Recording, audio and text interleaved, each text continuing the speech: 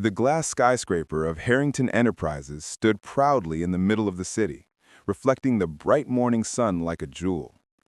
Inside, employees are rushing up and down the marble floors, their polished shoes echoing against the tall walls. Everyone knew today wasn't an ordinary day. A $300 million international deal was on the line, and the most powerful oil magnate from the Middle East, Sheikh Abdul Rahman al-Zahir, was visiting personally. The Sheikh was known for his sharp mind, fiery temper, and a reputation for crushing companies that wasted his time. For many, this was the deal of a lifetime. For others, it was a ticking time bomb. In the middle of this polished chaos, Henry Collins, the company's janitor, quietly pushed his mop across the lobby floor. His uniform was faded and his back a little hunched, but his eyes were steady and calm. He didn't belong to the world of billionaires in high-rise suits. His world was simple: clean the floors, take care of the trash, and go home to his daughter, Amira. Amira was just 12 years old, small for her age, with curious brown eyes that always seemed to notice what others ignored. Most employees barely paid attention to her when she sometimes came after school to wait for her father. She'd sit in the corner with a book or quietly observe the bustling world of business around her. But today was different. The lobby had been transformed into a red carpet reception. Golden drapes lined the walls, crystal chandeliers sparkled above, and security guards stood at every corner. Employees rehearsed greetings, adjusting their suits nervously.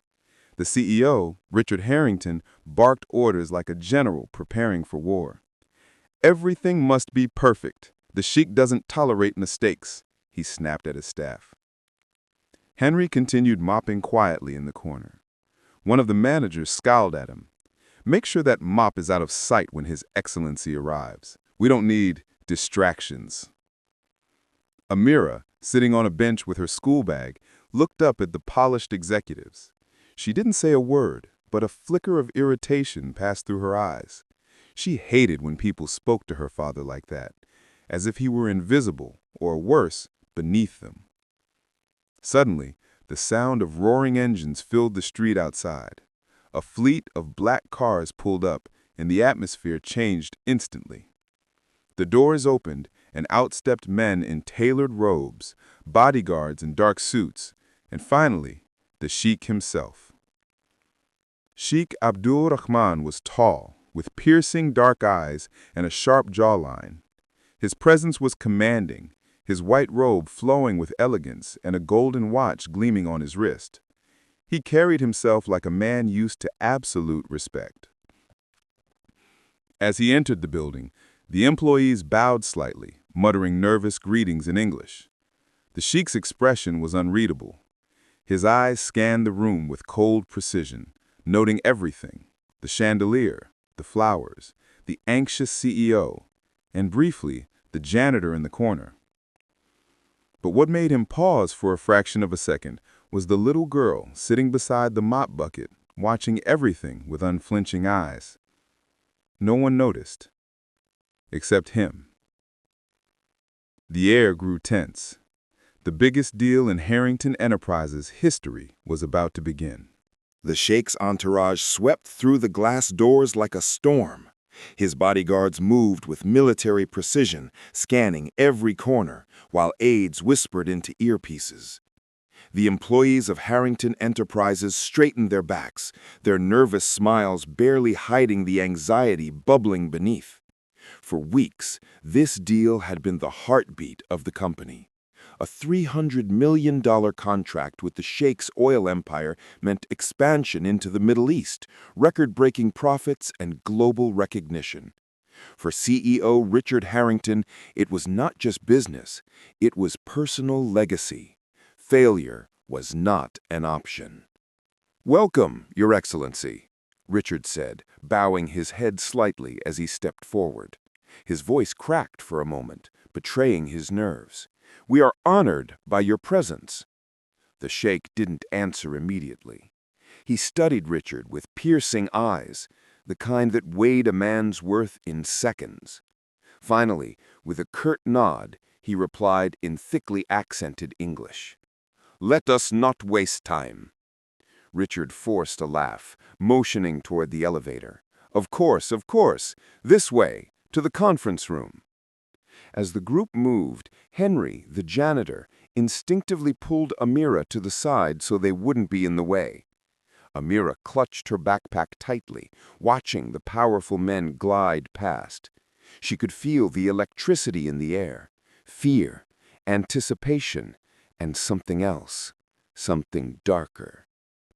The elevator doors closed behind them, carrying the sheikh, his aides, and the executives upstairs. The lobby relaxed slightly, employees exhaling as though they'd been holding their breath. But upstairs, tension only sharpened. The long mahogany table gleamed under crystal lights. Dozens of papers were stacked neatly, glasses of water lined with precision. At the head sat Sheikh Abdul Rahman, his advisors on either side, and across from him, Richard Harrington with his team of executives, lawyers, and financial experts. Almost immediately, the problem revealed itself. The sheikh began speaking in rapid Arabic, his tone authoritative. His advisors nodded, jotting down notes. Richard, on the other hand, leaned slightly toward his interpreter, a nervous young man named Thomas, who struggled to keep up. His Excellency says, that he would like clarification on," Thomas stammered, flipping through papers as beads of sweat dotted his forehead. The sheikh's dark eyes narrowed. He repeated himself, slower this time, but with clear irritation. Thomas swallowed. He says he's concerned about the numbers. He doesn't think they add up." Richard stiffened. "What? That's impossible. Our numbers are solid. Tell him that." But when Thomas attempted to relay the message, his Arabic faltered, his words clumsy and uncertain.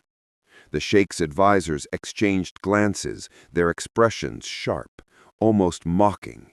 One even chuckled softly under his breath.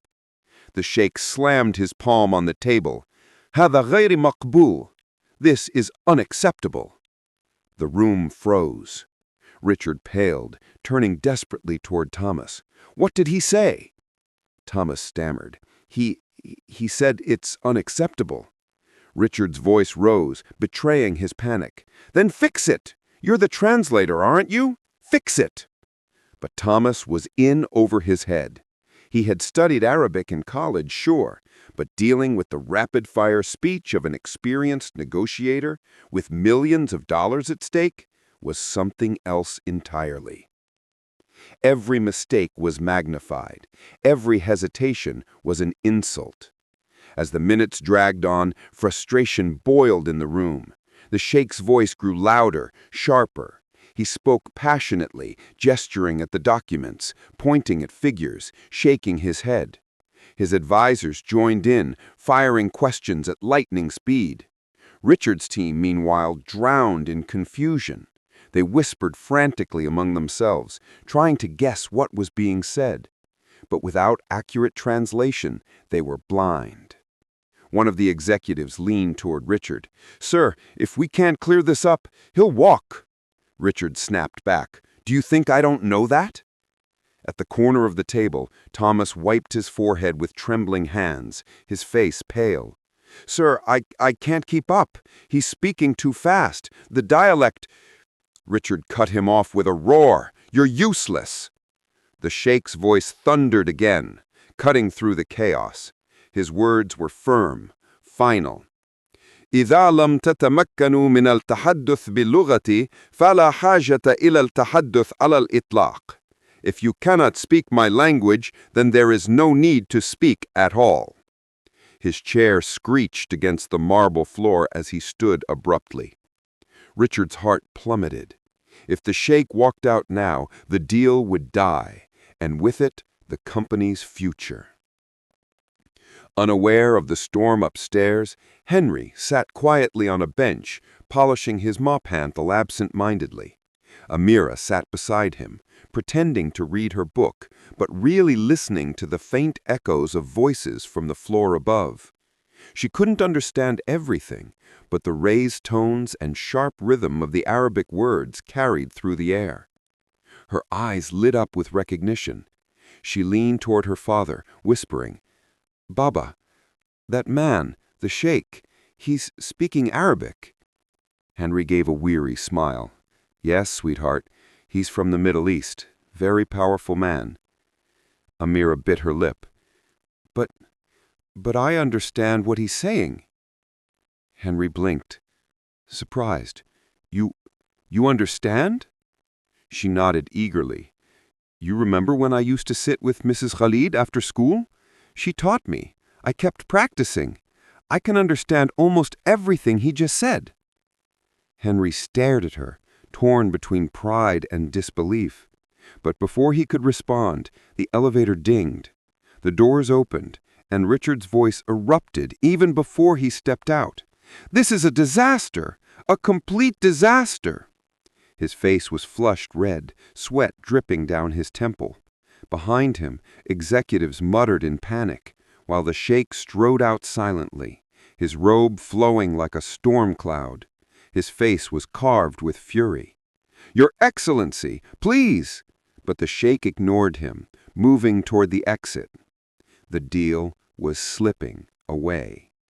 And in that moment, little Amira clutched her backpack tightly. Her small voice, steady but determined, whispered words that would change everything. "Baba, I can help." The sheikh's entourage moved swiftly toward the exit, the sound of their polished shoes echoing across the marble lobby. Every employee in the building froze, their eyes wide with dread.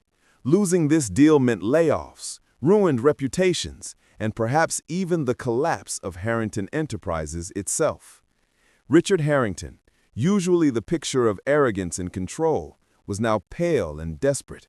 He jogged after the sheikh, trying to block his path. "Your Excellency, please! This is just a misunderstanding!" His voice cracked, his hands trembling. We can fix this!"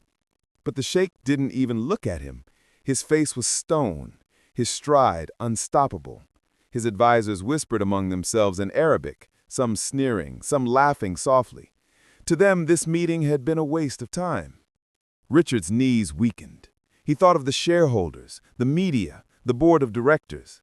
He thought of his own career, which would end in disgrace. His empire was collapsing before his eyes. And then, just as despair swallowed the room, a small, clear voice rang out. "Arjuk ya Sayyidi, imnahhum daqiqa wahida faqat."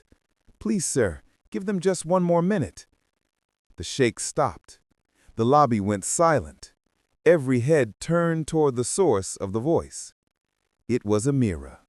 The janitor's daughter stood clutching her backpack, her big brown eyes shining with determination.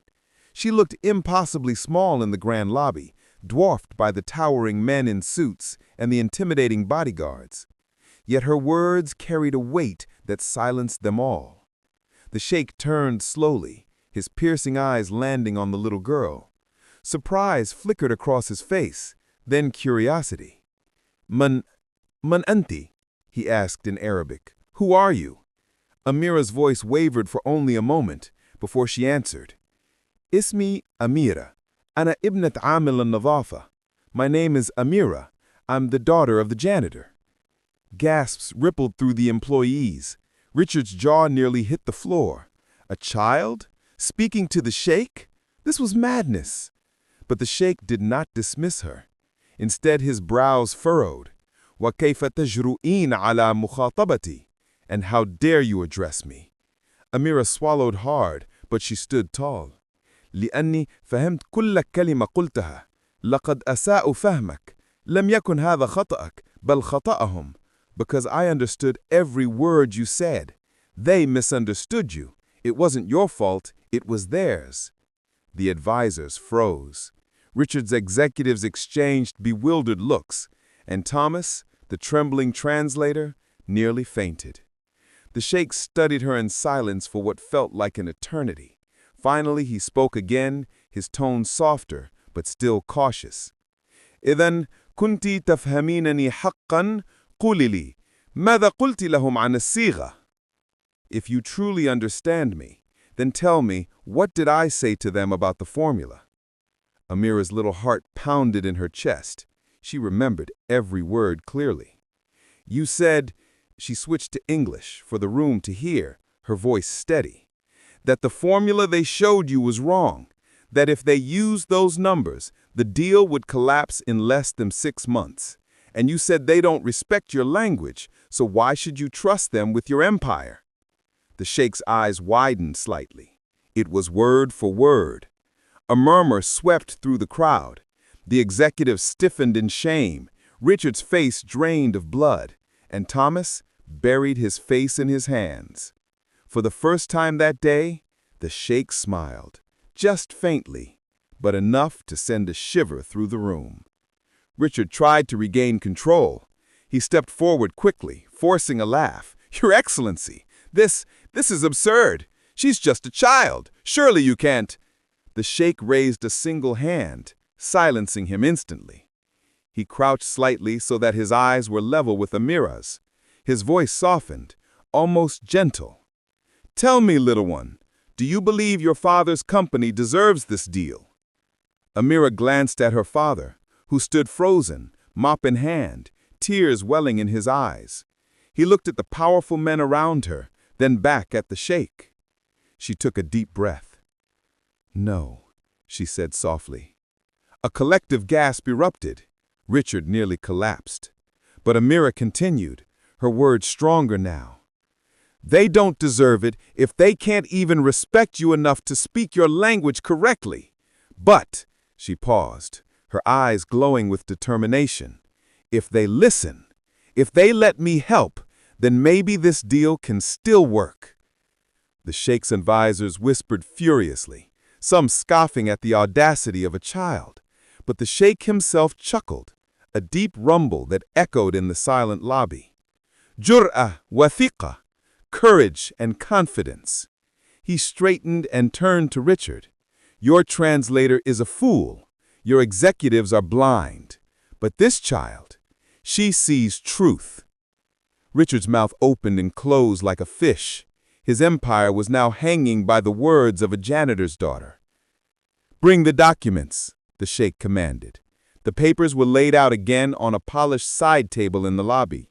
Employees huddled around, the air thick with tension. The Sheikh gestured toward Amira. Show me, he said. Amira opened the binder, flipping through pages filled with numbers, charts, and graphs. Her small fingers traced the lines carefully. Then she stopped at a section near the back, her brow furrowing. This one, she whispered. Everyone leaned in. These numbers, she continued, pointing at the cost projections. They use the wrong conversion rate. It makes the profits look bigger than they really are. That's why the Sheikh said it wouldn't last. He's right. In 6 months, everything would collapse. A stunned silence filled the room. The executives turned pale. Thomas whispered, She's right. Richard swayed on his feet, ripping the table for balance. And the Sheikh? He threw back his head and laughed, not cruelly, but with genuine admiration. A janitor's daughter, he said, shaking his head, the only honest voice in a room full of liars. The Sheikh looked at Amira once more, his expression softening. You have given me reason to stay.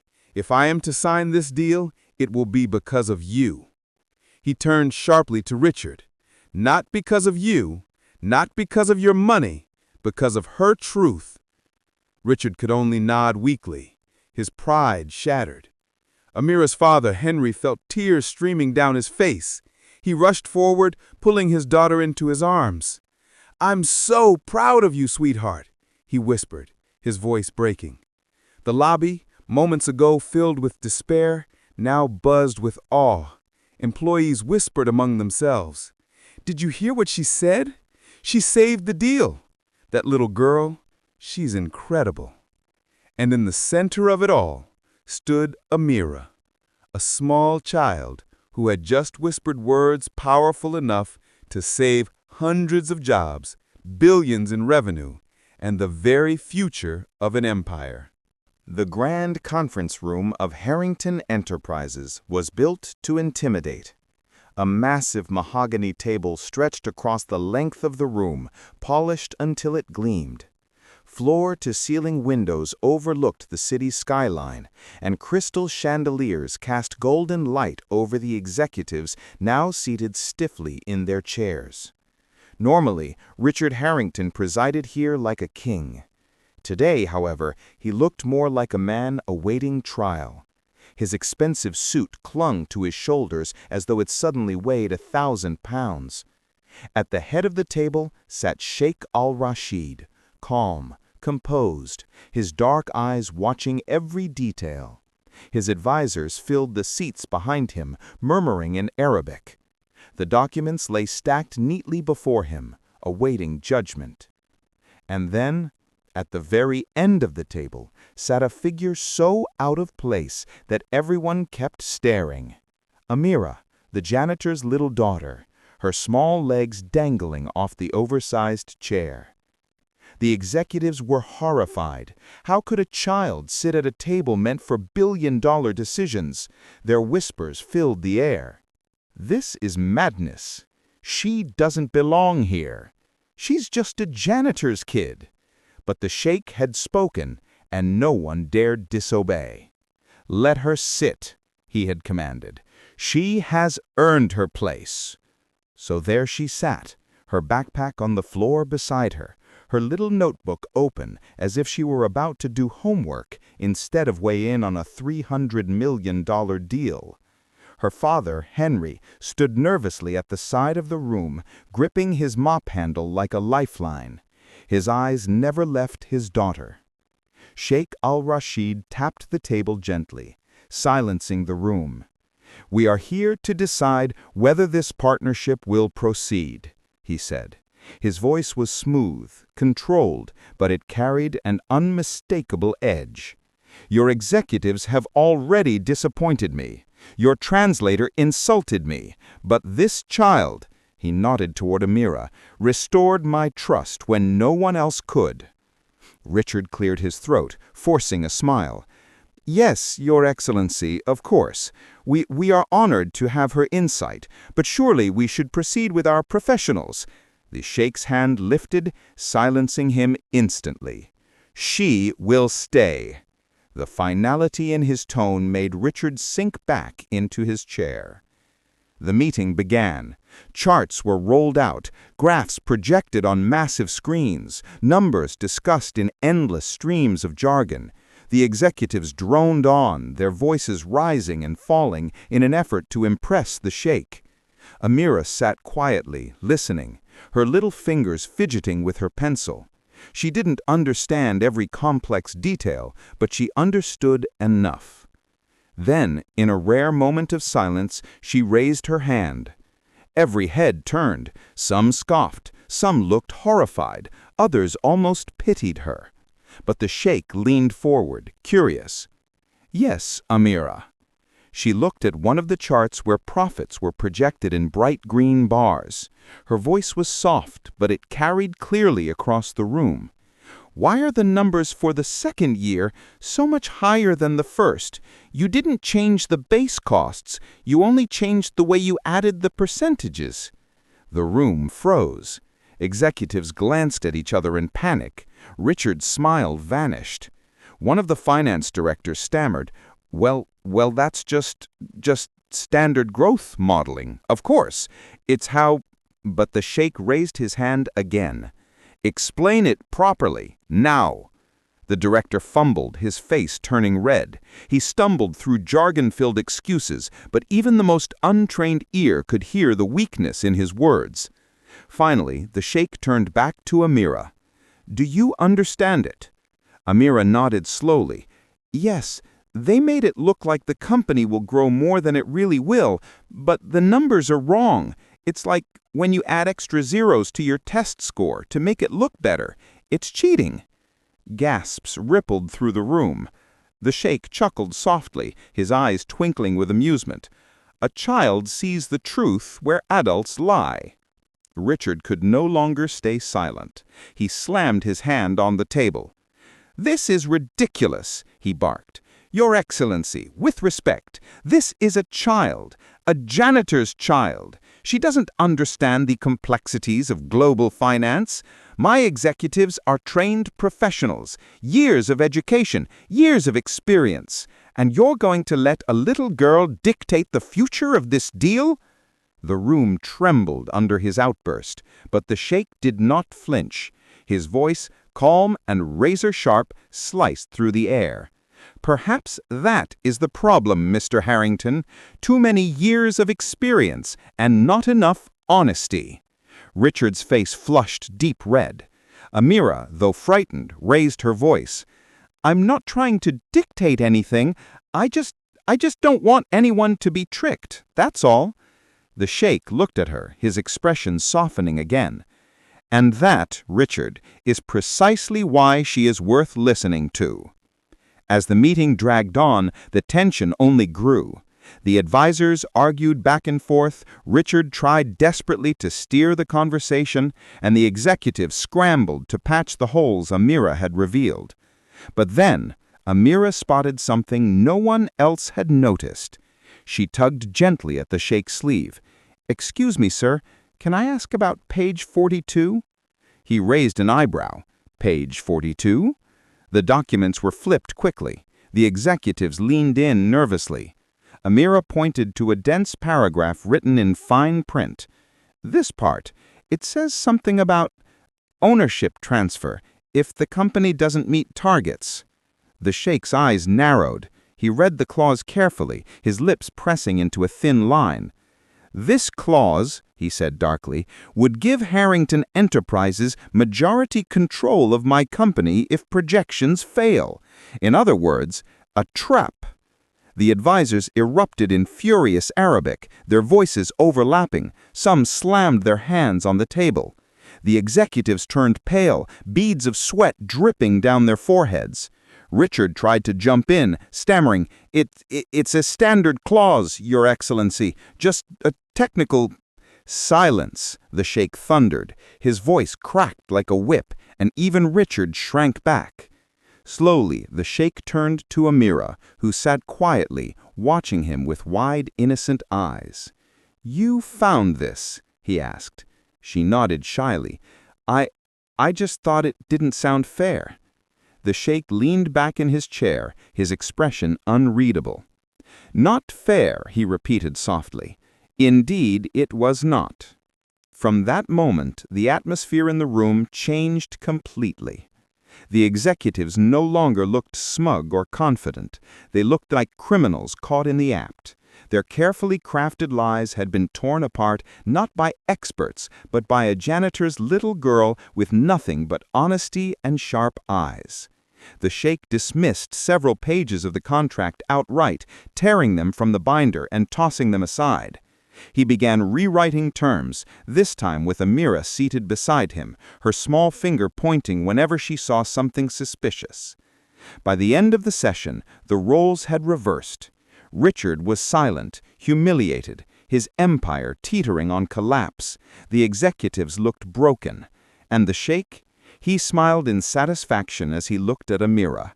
"You, little one, have given me more wisdom in 1 hour than this company has given me in months of preparation." He turned to Richard, his voice sharp as steel. "If this deal continues, it will be on my terms, and thanks to her." The sun had dipped below the skyline by the time the sheikh and his advisors left the conference room. The deal was not finalized yet, but the tables had turned. What was once Harrington's iron grip over negotiations now looked like fragile glass, ready to shatter at a touch. And at the center of it all was not Richard, not his executives, but a little girl, Amira. As the sheikh's convoy of sleek black cars disappeared down the street, the executives shuffled away in silence, avoiding Richard's eyes.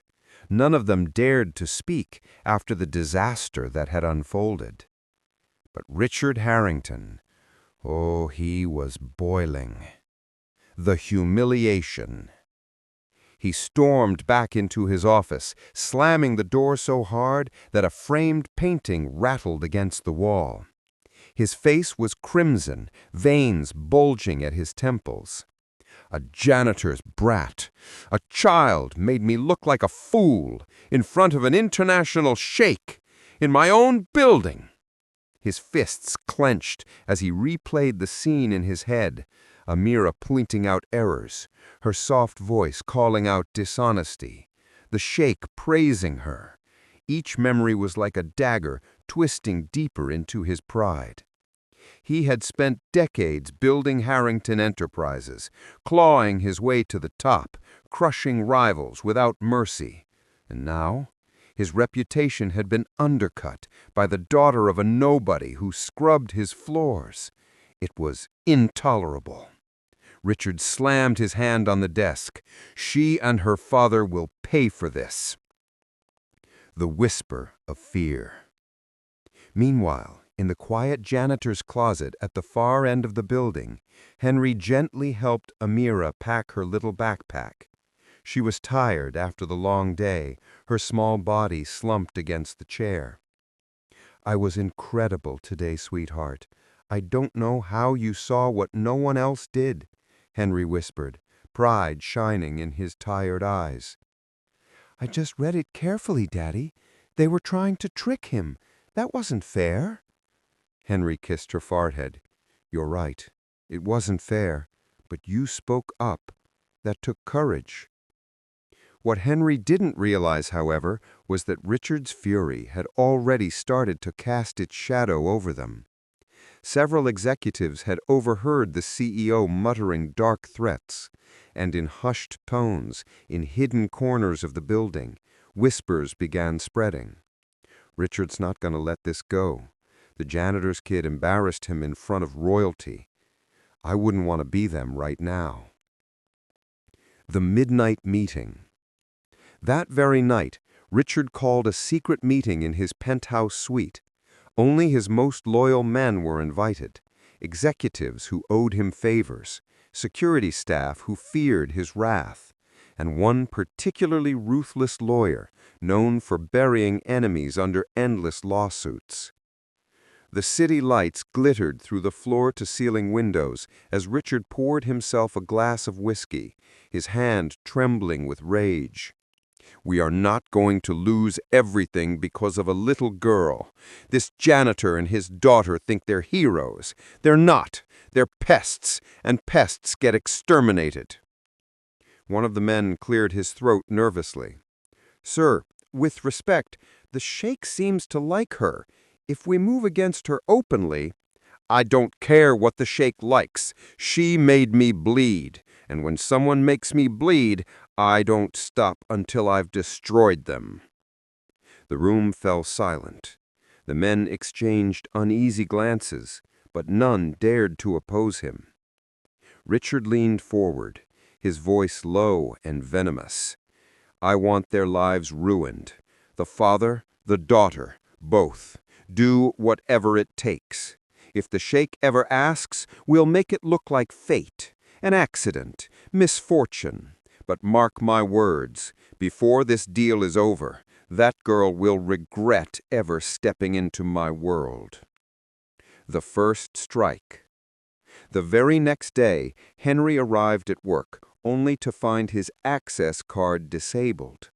The guard at the front desk looked apologetic but helpless.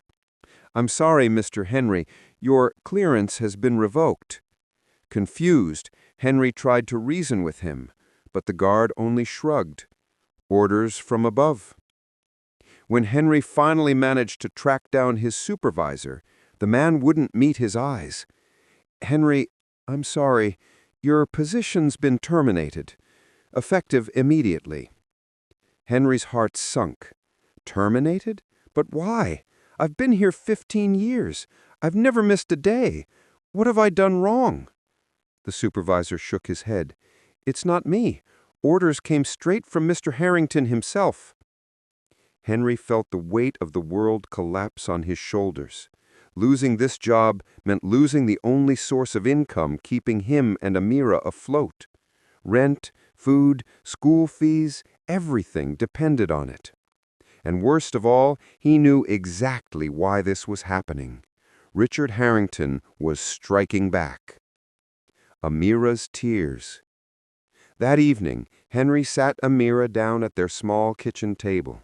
The room smelled faintly of soup, but neither of them touched their bowls. "Sweetheart," he began gently, I don't have my job anymore." Amira's eyes widened. "What? But why?" He forced a smile, though it didn't reach his tired eyes. "Sometimes bosses make decisions we can't understand, but you don't worry. We'll be okay." But Amira wasn't fooled. Tears welled in her little eyes. "It's because of me, isn't it? Because I spoke up." Henry immediately shook his head. No, Amira, never think that. You did the right thing. What you did was brave and honest. None of this is your fault." Still, Amira sobbed quietly, guilt twisting in her little heart. Henry pulled her into his arms, holding her close. "Listen to me. No matter what happens, I'm proud of you, and we'll get through this, together." But even as he said it, fear gnawed at him. Richard was a powerful man. If he wanted revenge, this was only the beginning. The Sheikh returned. 2 days later, Sheikh al-Rashid returned for the next stage of negotiations. As he stepped into the lobby, he immediately noticed Henry wasn't there. "Where is the janitor?" he asked coldly. Executive stammered. He no longer works here, Your Excellency." The Sheikh's eyes darkened. "No longer works here? Or was he removed?" The silence told him everything. Without another word, the Sheikh ordered his advisers to bring Amira and her father to him directly. He would hear the truth from them, not from men who lied as easily as they breathed.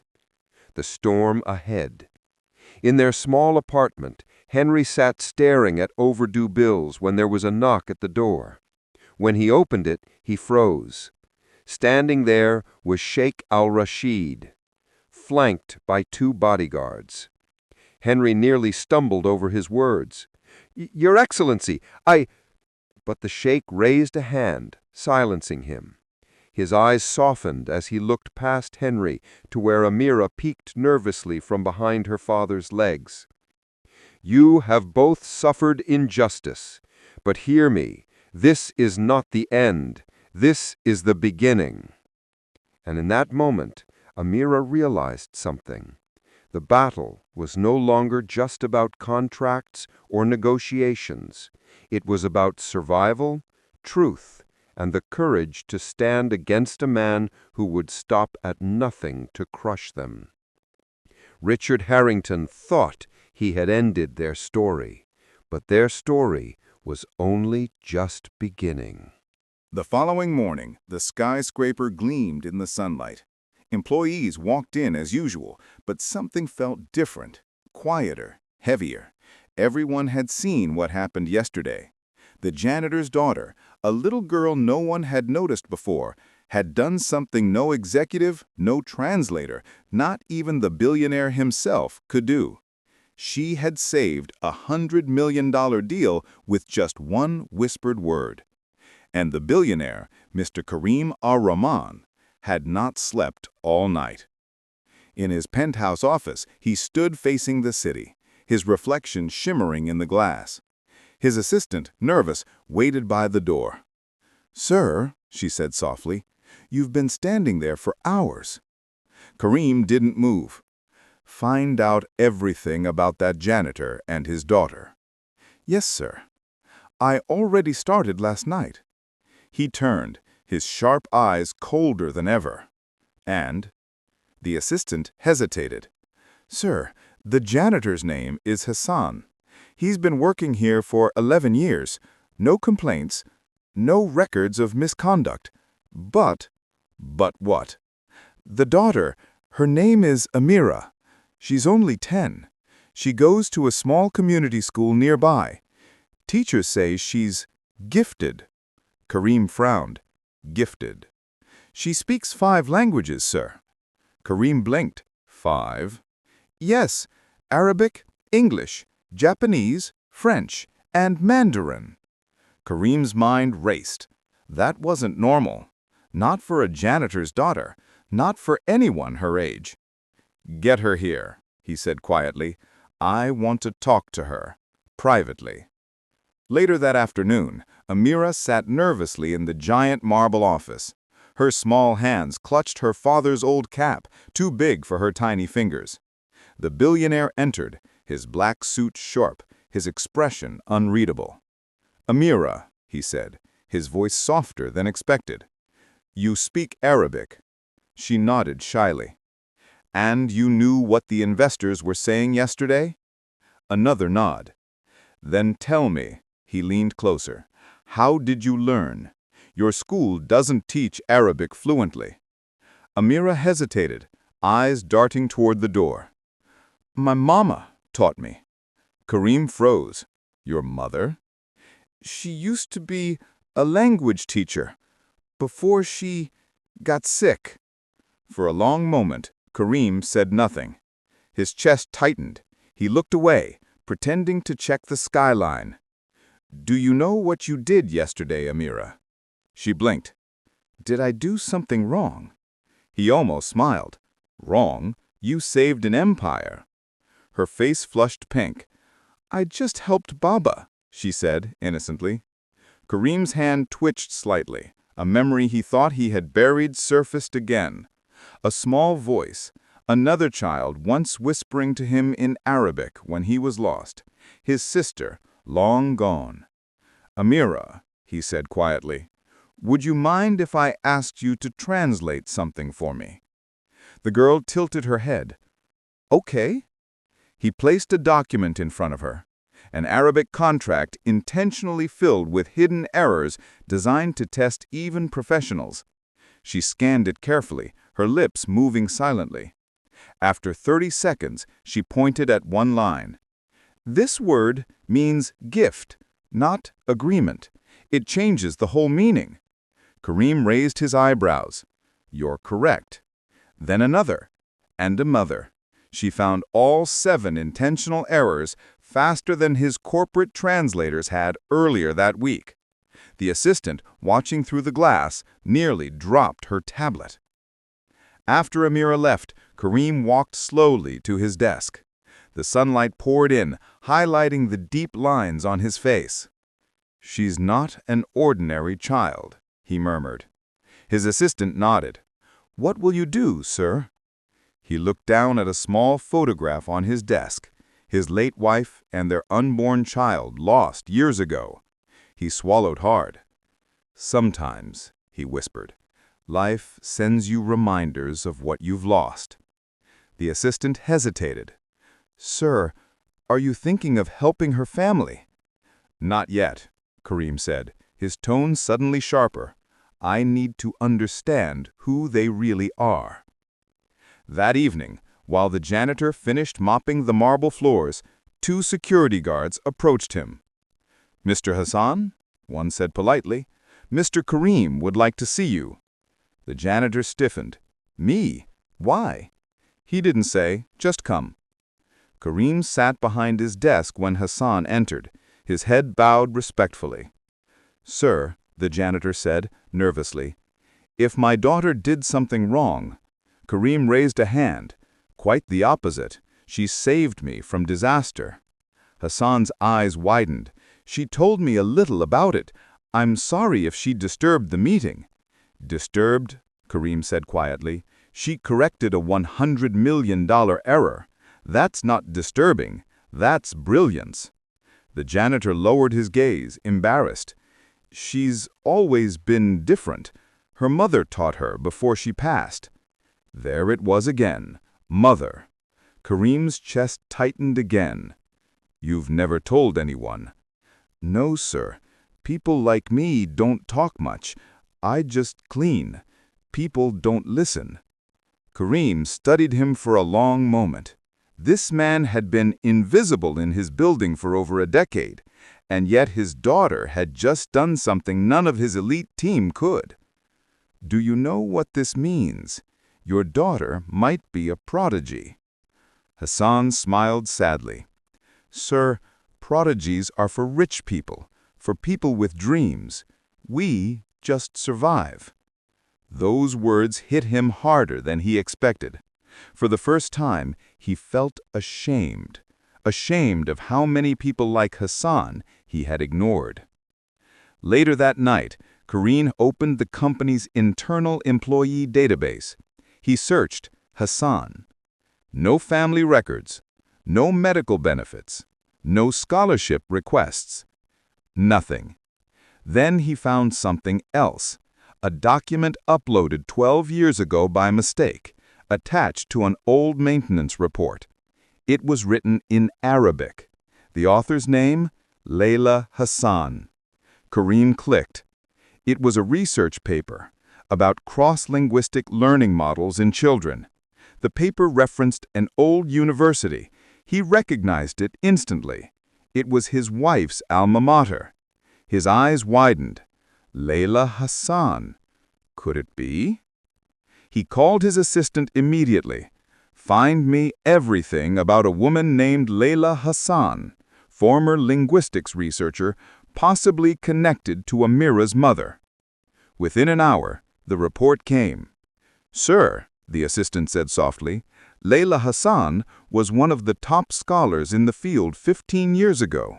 She worked on AI translation projects in Dubai. She disappeared after giving birth. No records after that. Kareem's hand trembled slightly. And she ended up married to my janitor. Yes, sir. He closed his eyes, realization dawning. The world really hides diamonds in dirt. The next morning, Hassan arrived at work like usual. Mop, bucket, quiet smile. But this time, Kareem was waiting. Mr. Hassan, take the day off. I need you and your daughter in my office, now. The janitor's heart raced as he followed the billionaire upstairs. Amira stood by the window, staring out at the sunrise. Kareem placed a folder on the table. This is a full scholarship for your daughter, anywhere she wants to study. Language, science, business, anything. And this, he added, sliding another envelope, is your permanent promotion. Head of maintenance, full benefits. Tears filled Hassan's eyes. Sir, this is too much. Kareem smiled faintly. It's not charity, Hassan. It's recognition. Your daughter saved my company. The least I can do is save her future. Amira ran forward and hugged him before her father could stop her. Kareem froze, and then slowly put a hand on her shoulder. For the first time in years, he smiled, genuinely. The day after the offer, the entire corporate tower buzzed with whispers. Everyone had heard the rumor. The billionaire had promoted the janitor and granted his daughter a scholarship. Some laughed, some sneered, some were jealous. But only one person was furious. Maya Khan, the head of international operations, stood by the panoramic glass wall of her corner office, her manicured nails tapping the table. She had spent years building her reputation, degrees, languages, loyalty, and yet yesterday a janitor's daughter had caught the billionaire's attention. She turned to her assistant.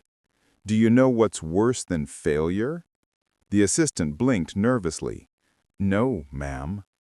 Being replaced by a 10-year-old genius with a mop for a father. Scene 1. Inside the storm. Meanwhile, Amira and her father entered the grand office again. But this time, things felt different. Everyone stared. Some smiled politely, others whispered behind coffee mugs. Baba, Amira whispered, why are they looking at us like that? Hassan smiled gently. Because you shine too bright, my star.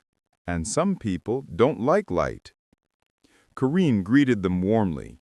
He looked different today, more like a proud mentor. "Good morning, Amira. Today you'll sit in on our board meeting. No pressure, just listen and learn." Her eyes lit up. "Can I take notes?" "Of course," Kareem smiled. "In fact, I'd like you to correct me if I mispronounce anything in Arabic." The board members chuckled, but some smirked. Scene 2. The board meeting. The meeting began. 11 people sat around a long glass table. Graphs flickered on the massive LED screen. The topic, a new partnership with an Arabic tech consortium. Kareem started the presentation confidently, but halfway through, Maya interrupted. "Excuse me, sir," she forced a smile. "Are we really discussing confidential contracts in front of a child?" The room fell silent. Kareem's eyes narrowed. "That child speaks better Arabic than our entire translation department." A few nervous laughs echoed, but Maya wasn't done. "Still, sir, this isn't a classroom. We have image protocols. The press." "Enough," Kareem said firmly. His tone sliced through the air. "She's here because she's earned the right to be. Continue." Maya bit her lip, but said nothing. Halfway through the meeting, a complicated Arabic phrase flashed on the screen. The translation team froze. No one could make sense of a metaphor in the contract. Kareem turned to his senior manager. "Can anyone explain this?" Silence. Then Amira raised her hand timidly. "It says, 'A promise unkept is a bridge on fire.' It means their offer isn't real trust, it's a warning." Everyone looked at her in shock. Kareem smiled. "Excellent, Amira. You just saved us from signing a false guarantee." Maya's pen cracked in half. Scene 4. The plot. Later that day, in a dimly lit office, Maya met with 2 men, senior accountants who'd worked with her for years. "She's just a girl. This won't last." Maya glared. "You don't understand. Kareem trusts her. He listens to her. That makes her dangerous." "What do you plan to do?" She leaned forward, voice low. "I'm going to show everyone that the janitor's daughter isn't a prodigy. She's a fraud. I just need proof." The accountant smirked. "Or a setup." Maya's eyes gleamed. "Exactly." Scene 5. The invitation. 2 weeks later, Amira received an elegant invitation envelope. Golden border, embossed with the company logo. "To Miss Amira Hassan. You are cordially invited to represent Al Rahman Enterprises at the International Youth Innovation Forum, Dubai." Her father's jaw dropped. "Amira, this is huge." Kareem smiled proudly when he heard. "You've impressed even the organizers, little one. I'll arrange everything." But what none of them knew, the invitation hadn't come from the organizers. It had come from Maya. Scene 5. The setup. At the Dubai Forum, hundreds of journalists and investors gathered. Cameras flashed. The event was grand. Golden chandeliers, blue velvet curtains, massive screens showing the young prodigies of the world. Amira stood near the stage, nervous but excited. She wore a modest blue dress with her hair tied neatly. She clutched her little notebook tightly, the same one she used to write translations for her father. Maya stood at the back, pretending to be part of the organizing team. She smirked when she saw the girl walking up to the microphone. The host announced, "And now, representing Al Rahman Enterprises, the youngest linguistic innovator, Amira Hassan." Applause filled the hall. Amira stepped forward and began her short speech, confident, clear, perfect Arabic. Then suddenly, the screen behind her flickered, and Arabic text appeared, filled with errors and fake translations. The crowd gasped. The host frowned. "Is this your work, young lady?" Amira's eyes widened. "No, I didn't." Reporters whispered. Cameras zoomed in. Someone laughed in the back. From the shadows, Maya smiled coldly. "Game over, little genius." Scene 6. The Collapse. The video clip went viral within an hour. Headlines everywhere. Janitor's daughter embarrasses billionaire on global stage. Fake prodigy? Girl caught using wrong translations. Billionaire's empire humiliated by child mistake. By the time Kareem landed in Dubai, chaos had already begun. The board demanded answers. Investors called him reckless. He stormed into the backstage room where Amira was crying in her father's arms. "What happened?" he asked sternly. "I didn't make those slides, Mr. Kareem. I swear. Someone changed them." Kareem looked into her eyes, pure fear, not guilt. His voice softened. "I believe you, Amira, but someone wants to destroy us. We'll find out who." Hassan clenched his fists. "Sir, please, just take her out of this mess. She's only a child." Kareem shook his head. "No. Whoever did this messed with the wrong girl." Scene 7. The Investigation. That night, Kareem's cybersecurity team traced the tampered files. They found a name. Maya Khan. She'd accessed the internal presentation files 2 days before the event, using a fake account. But there was one mistake. Her login was caught on CCTV. Kareem watched the footage silently. Maya, sitting in her office, uploading the fake translations, her face lit by the monitor's glow. His jaw tightened. "Bring her to me." Scene 8. The Confrontation. Maya entered the penthouse office, pretending to be calm. "Sir, I heard about the incident. Terrible situation." He didn't even look up. "Yes, terrible." He pressed a button. The big screen behind him flickered, showing the CCTV footage. Maya's face drained of color. "You planted those slides," Kareem said coldly. "You framed a child to humiliate me." "Sir, Save it," his voice thundered. "You're done here. Security will escort you out." 2 guards stepped forward. She turned desperate. "You're throwing away years of loyalty for a janitor's kid?" Kareem stood, eyes like steel. "No, Maya, for truth. Something you clearly forgot." The next morning, Kareem called a global press conference. Cameras flashed as he walked in with Hassan and Amira. "Yesterday, someone tried to discredit a child, not because she lied, but because she reminded us that brilliance can come from anywhere." He turned to Amira. "This girl didn't make a mistake. She corrected mine." The room went silent. Reporters lowered their cameras, humbled. By the end of the day, the story flipped again. Billionaire defends janitor's daughter, exposes corporate sabotage. Girl framed in translation scandal, CEO stands by her. And online, thousands of comments poured in. "What a brave child. Finally a billionaire with a heart. Amira deserves the world." And somewhere deep down, she started. It had been 3 days since the scandal flipped. Amira Hassan, once called a fake prodigy, was now being hailed as the miracle translator. Her face appeared on magazine covers. News anchors replayed her press conference moment, calling it the truth of the little girl who outsmarted greed. But behind the applause, shadows moved. Kareem's company tower stood tall under the golden Dubai sun.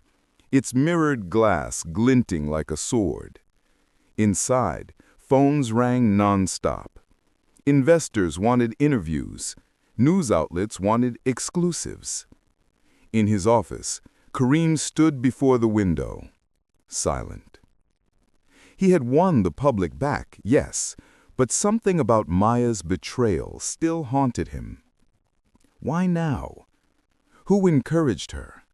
Why target Amira instead of me directly? He turned to his assistant. Reopen Maya's file, every email, every transaction. Find out if someone was paying her. The assistant nodded and hurried out. At that same moment, down in the basement janitor's room, Hassan packed up his tools quietly. He had just received a message from Kareem's HR department. Effective immediately, you are hereby promoted to facilities supervisor.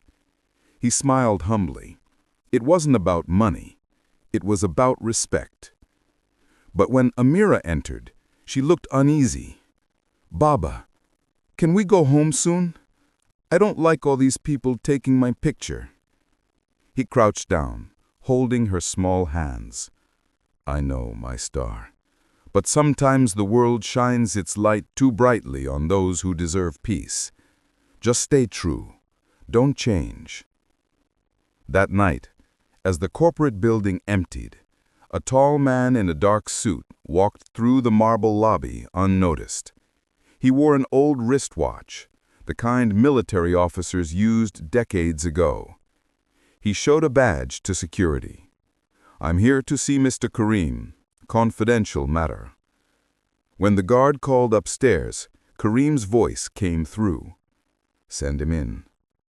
The elevator doors opened at the top floor, revealing Kareem standing by his desk, expression unreadable. He saluted slightly.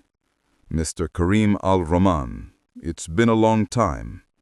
Kareem frowned. Do I know you? The man handed him a faded photograph. In it, two young soldiers, smiling in desert uniforms, one of them unmistakably Kareem, the other a man named Colonel Yusuf Hanif. Kareem's jaw tightened. That was 20 years ago, before I left the army. Yusuf nodded slowly. And before you left something else behind. He opened a file. Inside were documents, old letters, Arabic military codes, and a photo of a little girl. Kareem froze. The child in the picture looked exactly like Amira. Kareem sat heavily in his chair. Explain. Yusuf leaned forward. 15 years ago, during the Al-Najj operation, one of our translators died in crossfire, a man named Hassan Ibrahim. His wife was pregnant at the time. The military record listed both as missing, but later, the mother and child were found in Karachi under new names. Kareem's breath caught. Hassan Ibrahim. You mean? Yes, Yusuf said. Your janitor. Kareem's pulse quickened. You're saying Hassan was a military translator? Yusuf nodded grimly. One of the best we ever had. But after the war, his family, they were gone. I found his wife in a refugee camp. She was dying. She made me promise one thing, to keep her daughter away from war, lies, and power. He looked up, voice breaking. So I became a janitor. Simple, invisible, safe. Kareem's eyes softened. You didn't fail her, Hassan. You raised a miracle. But just then, Yusuf entered, expression dark. I wish that were the end of it. What do you mean? Kareem asked. The files I found, Yusuf said, grimly, show something worse. Someone's been leaking your company's Arabic contracts to a foreign competitor. Guess whose name is on the transfer logs? Hassan's eyes widened. Mine? Yusuf nodded. But I know you didn't do it. Someone used your identity. Someone who knows your past. Back in the city, a private jet touched down. A man in white suit and golden cufflinks stepped off, speaking in Arabic to his assistant. His name, Adil Rahmani, a rival billionaire, and Kareem's estranged half-brother. Everything is going as planned, Adil said coolly. The janitor's story is public. The world adores his daughter, and soon I'll take it all from Kareem. His assistant asked nervously, "But sir, why involve a child?" Adil smirked. "Because the world protects innocence, and that's the perfect shield for my revenge." That night, Amira couldn't sleep. She dreamed of deserts, fire, and a voice calling her name in Arabic. "Amira, run!" She woke up sweating. Downstairs, her father was gone. Only a note lay on the table. "Don't worry, my star. I'm meeting Mr. Kareem. Stay home." But hours passed. He didn't return. Worried, she called Kareem's assistant, who answered confused. "Sir, Mr. Hassan never came here." Fear gripped her. She ran to the window and froze. A black car sat across the street, engine running, tinted windows. Someone was watching. As she stepped back, the doorbell rang. "Who's it?" she called nervously. A calm male voice replied, "Delivery for Miss Amira Hassan." But when she peeked through the peephole, she saw no uniform, no package, just a tall man in a white suit, smiling faintly. She gasped. The same man she'd seen in the newspaper beside Kareem once, Adil Rahmani. Before she could move, the lock burst open. Two men rushed in. She screamed, but one pressed a cloth over her face. Her vision blurred. Spinning lights, muffled voices, then darkness. Hours later, Kareem received a message on his encrypted phone. A video file. He opened it and froze. Amira sat in a chair, tied but unharmed. A man's voice spoke behind the camera. "You took my company. You took my legacy. Now I take yours. Tomorrow, transfer full control of Al Rahman Enterprises to me, or the girl disappears forever." The video ended. Kareem's hands shook with fury. Yusuf entered the room, saw the screen, and whispered, "Adil." Kareem's voice was ice. "He's crossed the line." In the flickering light of his office, Kareem picked up the old military photo, the one with Hassan beside him. He whispered, "You saved my life once, my brother. I swear I'll bring her back." He turned to Yusuf. "Get the team ready. We go tonight." The desert wind howled like a warning. Under the silver moonlight, 3 armored SUVs cut through the dunes toward an abandoned construction site. The last known coordinates traced from Amira's video signal.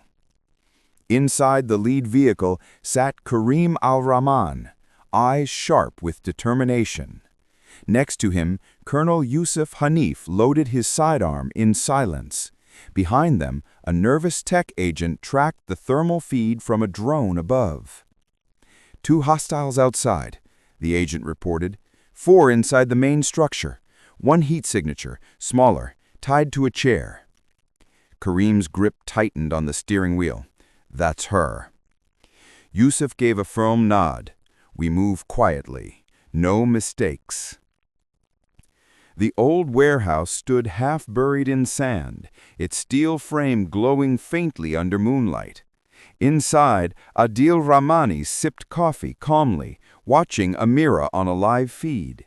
She sat tied to a chair, blindfolded, breathing shakily. "Relax, little genius.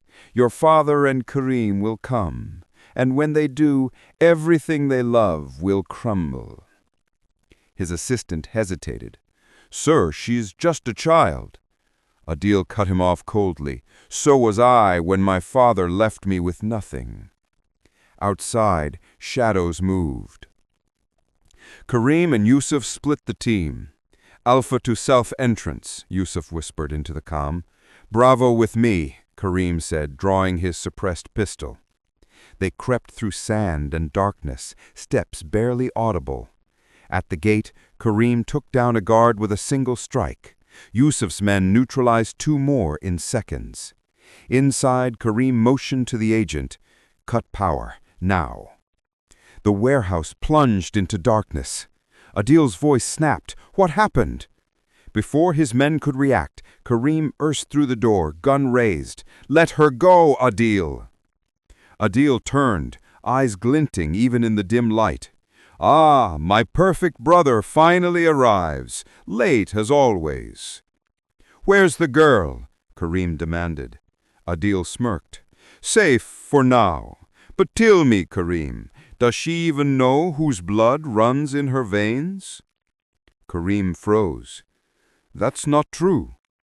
"Oh, it is. And now I take back everything, starting with your new little prodigy daughter. She's worth more than money now. She's your weakness." Kareem's eyes turned to fire. "You won't touch her." He moved, fast, grabbing the nearest table for cover, as Adil fired a warning shot.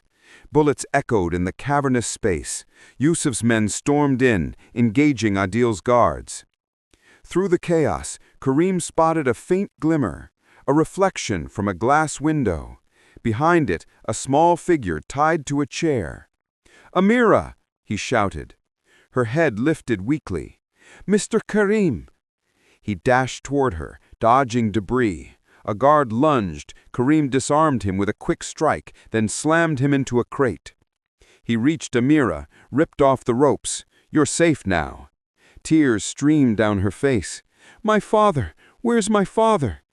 But before Kareem could answer, a shout erupted from behind. "Right here!" A voice boomed. Hassan burst through the side entrance, bleeding slightly from his arm, holding a crowbar like a weapon. He had followed Kareem's GPS tracker the moment he realized Amira was gone. He swung at a guard, knocking him unconscious. "You want revenge, Adil? Take it from me, not her." Adil turned his gun toward Hassan. How touching! The janitor plays hero. But then Amira stood, trembling, yet defiant, and said in perfect Arabic, "Kafah! Enough!" The sound of that single word cut through the gunfire like thunder. Everyone froze. Adil blinked. "What did you say?" Amira's eyes burned with determination. "You speak of honor and revenge, but you have none. You hide behind greed and call it justice." Her voice, pure and commanding, echoed in flawless Arabic, the dialect of their father's homeland. Even Yusuf lowered his weapon, awed. Adil's hand shook. "Who taught you to speak like that?" Amira looked straight into his eyes. "My father, the janitor you call worthless. He taught me to understand people, not just words." Then she whispered one more word, the same word Hassan once told her was sacred. "Akh." Brother. Silence. Adil's gun lowered slowly. For a brief second, humanity flickered in his eyes, before rage took over again.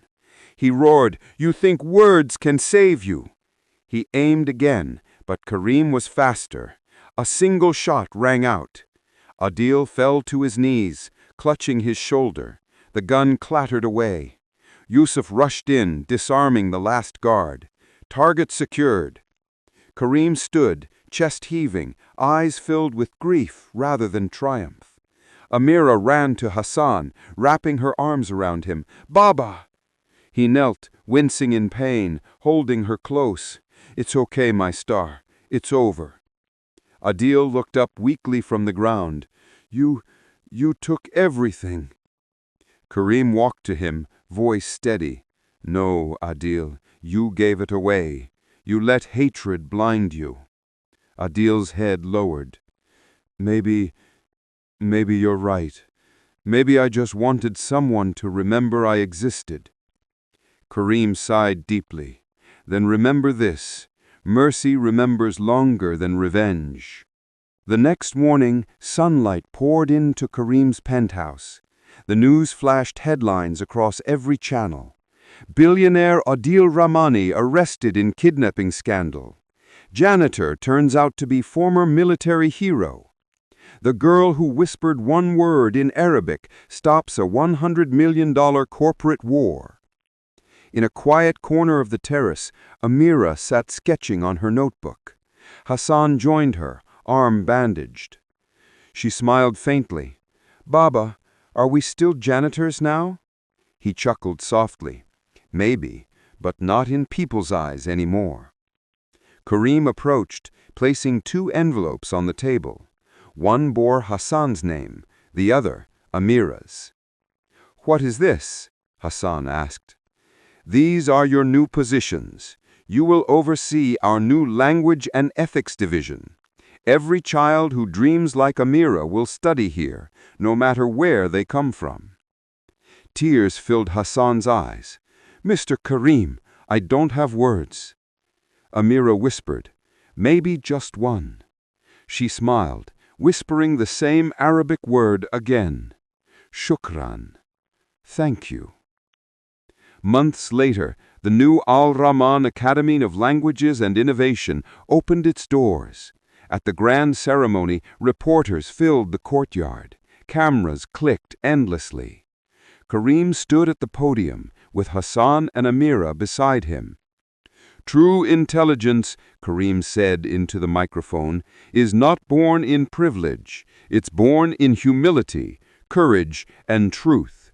This academy is dedicated to those who speak from the heart, no matter what language they use."